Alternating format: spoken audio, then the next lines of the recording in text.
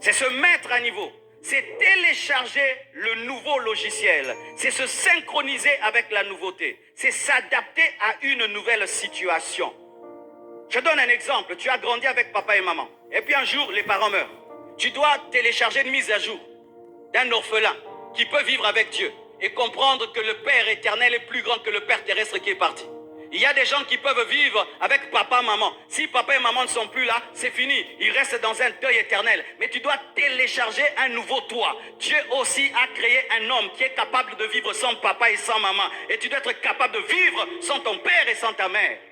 Des femmes, le mari meurt, elle ne fait que pleurer. Je suis veuve, je suis veuve. Télécharge l'application de vivre sans un mari et tu peux le faire. Pourquoi? C'est aussi le mari de veuve.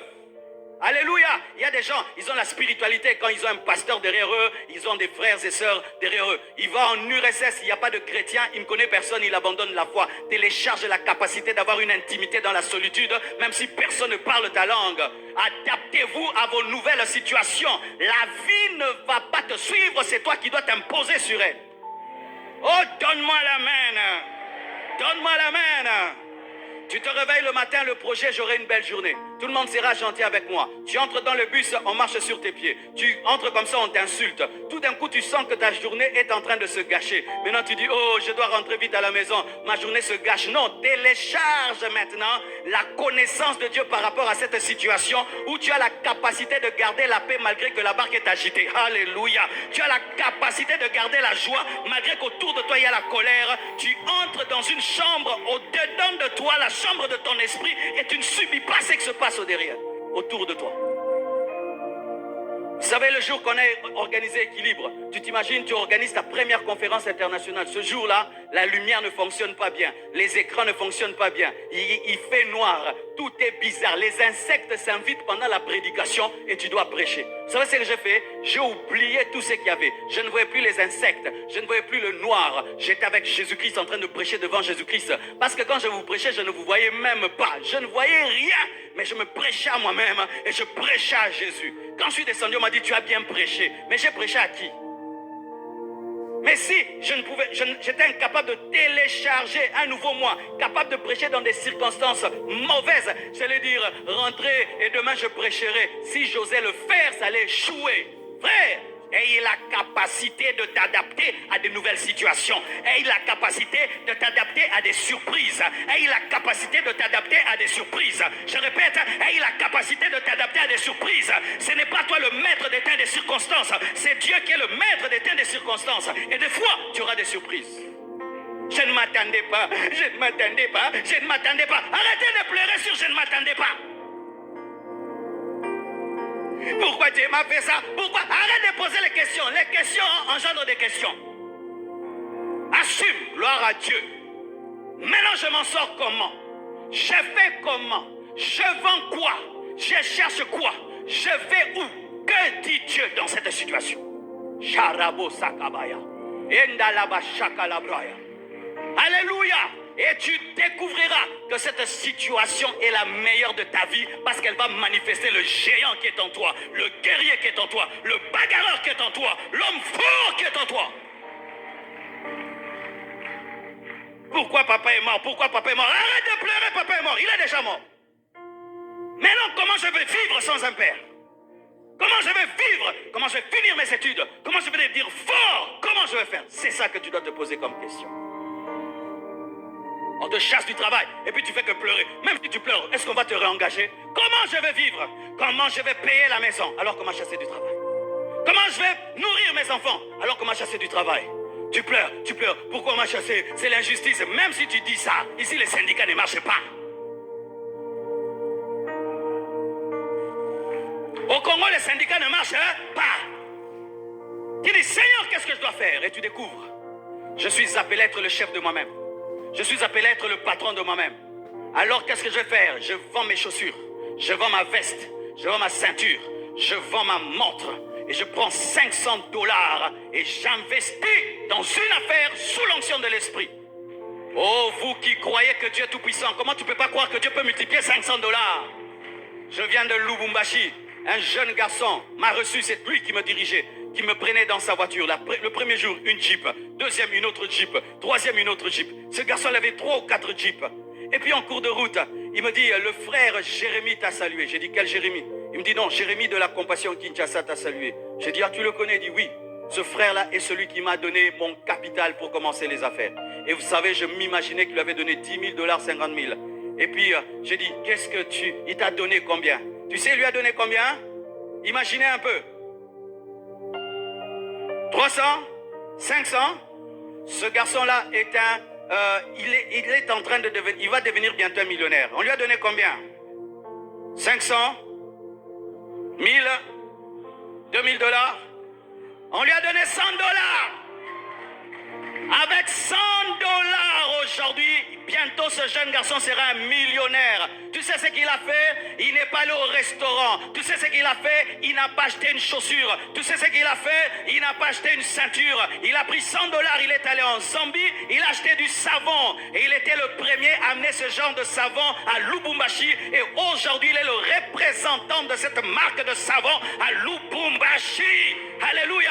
Et il conduit son pasteur dans une Jeep, 2 Jeeps, 3 Jeeps. Il est marié, responsable, et c'est lui qui paye le loyer de l'église de Lubumbashi. Donne-moi la main.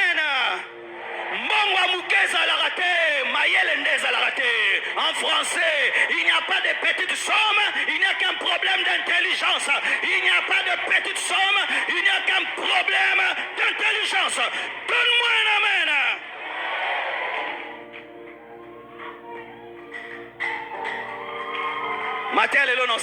Alléluia. Il y a des jeunes, il vient au bureau, tu lui donnes 200 $, il te regarde comme s'il reviendra. Arrangez-moi, il y a un son là, il y a un bruit là, je ne comprends pas. Alléluia. Il te regarde comme s'il reviendra. Seulement, tu n'as rien dans la tête. Tu n'as rien dans la tête, frère. Quand j'ai eu mes premiers 100 $, j'ai fait ce que Dieu m'a dit. Car c'est que si quand tu as une chose dans la main et tu sens que ce n'est pas ta récolte, sache que c'est ta sémence. Quand tu as quelque chose dans les mains et tu sens que ce n'est pas ça ta récolte, sache que c'est ta sémence. Et quand j'ai mes premiers 100 $, je suis allé dans le ministère du pasteur Dominique Ngoï. Son ministère explosait. Son ministère était dans la gloire.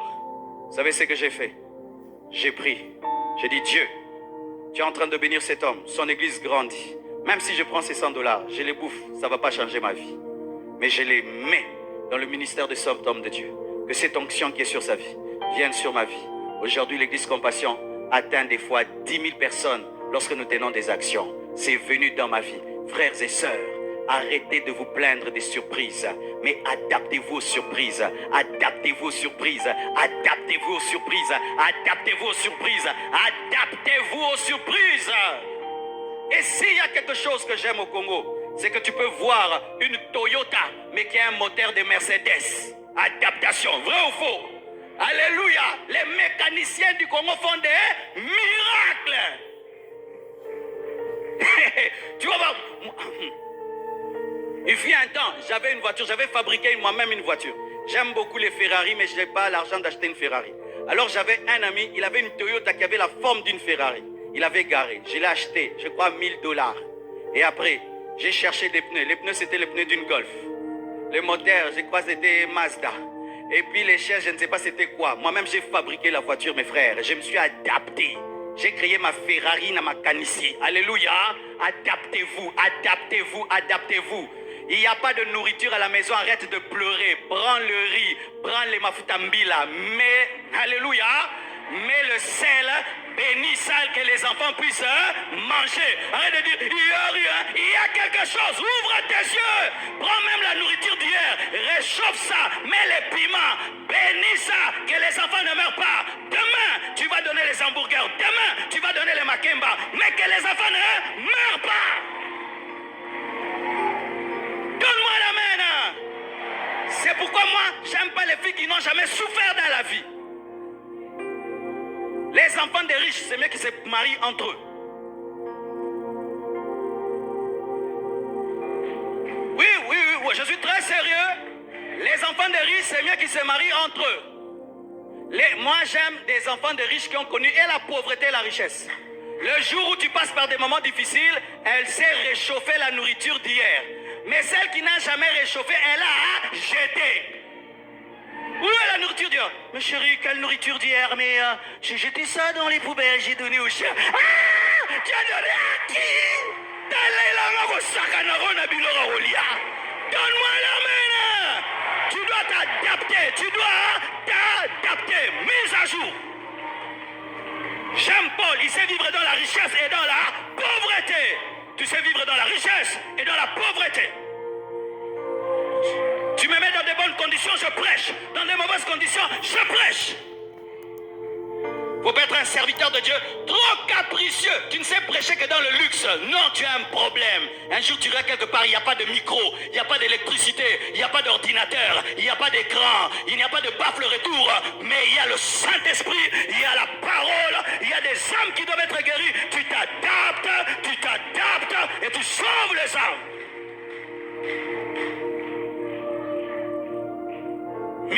Mise à jour. Alléluia.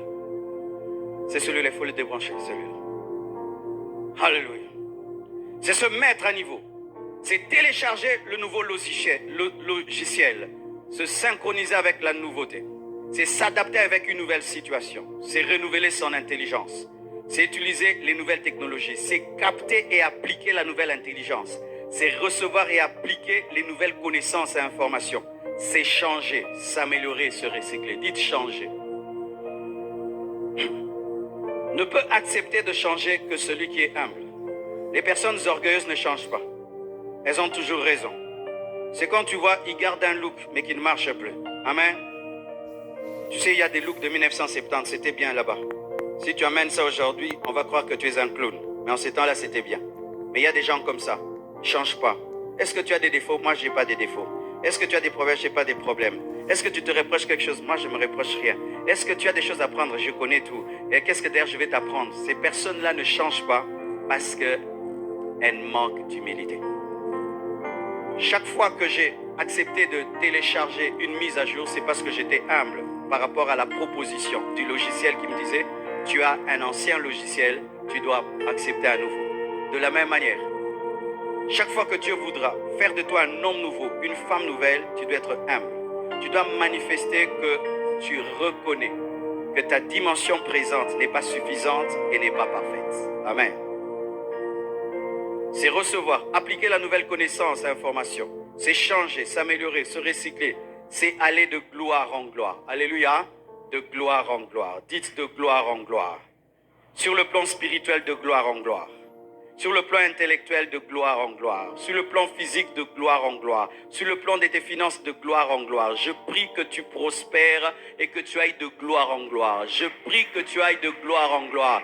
Ta famille de gloire en gloire, ton intelligence de gloire en gloire, ton onction de gloire en gloire, ta sagesse de gloire en gloire, ta connaissance de gloire en gloire, tes enfants de gloire en gloire, tes stratégies de gloire en gloire. Monte et monte encore, évolue et évolue encore, perce et perce encore, ne t'arrête pas. De la même manière qu'il y aura toujours des nouveaux téléphones et des nouveaux ordinateurs, qui est une nouvelle dimension de toi chaque année, une nouvelle dimension de toi chaque année. Si Dieu n'a pas fini, ne t'arrête pas, de gloire en gloire. Et je prie de tout mon cœur que tu puisses vivre l'évolution, car la gloire du parvis n'est pas la gloire du lieu saint, et la gloire du lieu saint n'est pas la gloire du lieu très saint. Dieu va de gloire en gloire et tu dois aller de gloire en gloire. De gloire en gloire. Et quand on va de gloire en gloire, on accepte les changements. Et j'aime une chose, lorsque j'allais visiter Blanche dans sa famille, j'aimais ce que ma belle-mère faisait. Quand j'arrivais, je trouvais qu'elle voulait tout le temps changer son salon. Je suis sûr que si elle avait beaucoup de moyens, elle allait acheter des nouvelles chaises chaque année. Et qu'est-ce que je faisais quand j'arrivais? Un jour, tu vois, le salon est ici. Demain, le salon est là-bas. Et demain, la chaise est ici. Tu sens qu'elle veut changer les choses. mais elle est déjà âgée. Elle change même la position des chaises. Elle change les rideaux. Mais il y a des gens, ils sont jeunes, depuis qu'ils sont mariés, les mêmes rideaux rouges au Kazanda Kwanganga, qui s'y fétichèrent. Jusqu'à aujourd'hui, c'est pourquoi ton mari rentre en retard. Parce que la maison est la même hier, aujourd'hui et demain. Elle est toujours pareille. Tu fais le lit pareil. Tu prépares pareil. Tu te coiffes toujours pareil. Il y a aussi des formes bananes. Fais même les bananes. Toi, c'est toujours pareil. Ça fait que ton couple a vieilli. Oui, l'un des secrets pour garder un mari, c'est d'aller de gloire en gloire. C'est avoir des mises à jour. Et je vous dis, l'homme est comme Jésus. Jésus est l'époux. Jésus demande des cantiques nouveaux. Alléluia. Même si tu as chanté hier, chante autrement aujourd'hui. Et dans le couple aussi, il faut des nouvelles recettes. Il faut changer la peinture. Il faut changer les meubles. Et si tu n'as pas les moyens de changer les meubles, change même les tissus de meubles. Si tu n'as pas l'argent des tissus de meubles, même des nouveaux coussins sur les meubles. Ou mets les parfums sur... Mais que ça change. Change la manière de faire les lits. Toujours comme ça. Mais sous les alabas, triangle, faites ça. Amen. Hein? Essaye de préparer autre chose aujourd'hui. Maman, aujourd'hui, prépare autre chose. Ton mari est fatigué. Sans parole de connaissance, ton mari va manger le riz et le pondou. C'est pourquoi après le culte, il va traînailler. Communion fraternelle, non, kokima losona pondu. Sois une femme nouvelle, sois un homme nouveau. Papa, sois un homme nouveau. Chaque matin, tu te réveilles. Oh, mon café, c'est quoi? Où est mon café? Réveille-toi, mets la musique dans la maison et fais chanter les enfants. Deviens un nouveau papa parce que tes enfants sont fatigués de toi, papa.